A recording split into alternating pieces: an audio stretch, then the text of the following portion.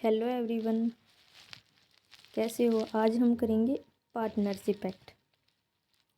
एक तो जो पार्टनरशिप एक्ट 1932 है हमारा, उसकी डेफिनेशन जो है वो सेक्शन 4 में दी गई है। एक तो आप यही समझिए कि जो पार्टनरशिप फर्म है उसका मीनिंग क्या है।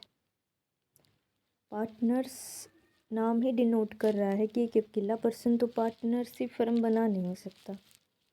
तो मिनिमम कम से कम 2 मेंबर तो होने ज़रूरी हैं, 2 पर्सन होने ज़रूरी हैं कि हम पार्टनरशिप फर्म अपनी चला सकें, बना सकें according to rule and regulation जो भी दिए गए हैं पार्टनरशिप एक्ट 1932 में।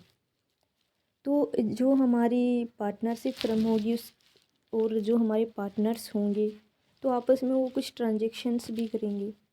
इम्पोर्टेंट पॉइंट है, ध्यान रखना, जो कैपिटल अकाउंट होता है उसके थ्रू ये अपनी सारी की सारी ट्रांजेक्शन्स जो होती है पूरी करते हैं। तो पार्टनरशिप फर्म क्यों बनाई जाती है?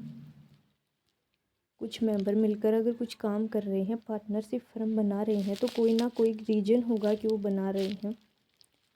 प्रॉफिट्स तो ऑब्वियसली सी बात है, प्रॉफिट्स को शेयर करने के लिए वो ऐसा कर रहे हैं। लॉस तो लॉस भी होगा एक फर्म के अंदर, लेकिन वो यही सोचते हैं कि हम पार्टनरशिप फर्म बना रहे हैं तो हमें क्या होगा, प्रॉफिट्स होगा और उस प्रॉफिट्स को हम आपस में शेयर करेंगे, लॉस को भी शेयर करेंगे। किस हिसाब से वो लॉस को या उसके जो प्रॉफिट्स होते हैं उसको शेयर करते हैं, वो उनका अकॉर्डिंग टू जो कंट्रीब्यूशन होता है कैपिटल के अंदर, तो उसके अकॉर्डिंग ही वो अपना लॉस और प्रॉफिट बियर करेंगे। तो यहाँ पर हमारी पार्टनरशिप जो आई है वो क्यों आई, उसका रीज़न क्या है कि डेवलप हुई है पार्टनरशिप फर्म अगर बनाई गई है तो क्यों बनाई गई। पहले सोल प्रोप्राइटरशिप होते थे तो उसमें क्या होता था, अकेला पर्सन सारा का सारा लॉस बियर करता था, उसी को सारी कैपिटल लगानी होती थी। तो इन सारी चीज़ों को ध्यान में रखते हुए उसकी कुछ लिमिटेशंस जो थी, उसकी कमियां थी, उनको ध्यान में रखते हुए फिर हमारी जो पार्टनरशिप फर्म्स थी, पार्टनरशिप एक्ट का जन्म हुआ।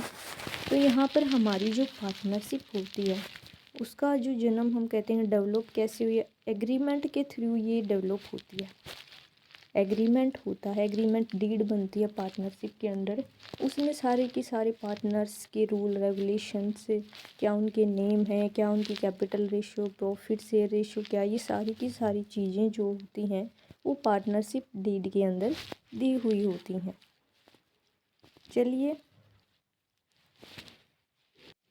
अब जो हमारी पार्टनरशिप होती है उसमें क्या होता है कि क्या मतलब मिनिमम तो ठीक है, कम से कम 2 मेंबर होंगे, मिनिमम कम से कम 2 मेंबर तो हमारे होंगे, लेकिन क्या मैक्सिमम नंबर होते हैं वो क्या होंगे वो आगे हम देखते हैं। लेकिन पहले आप ये समझिए कि जितने भी पार्टनरशिप फर्म के अंदर पार्टनर्स होते हैं क्या वो सारे के सारे मेंबर पार्टनरशिप फर्म को चलाएंगे। जैसे हमारी फर्म में 20 मेंबर हैं तो क्या सारे के सारे काम करेंगे एक्टिवली? नहीं, कोई ज़रूरी नहीं है।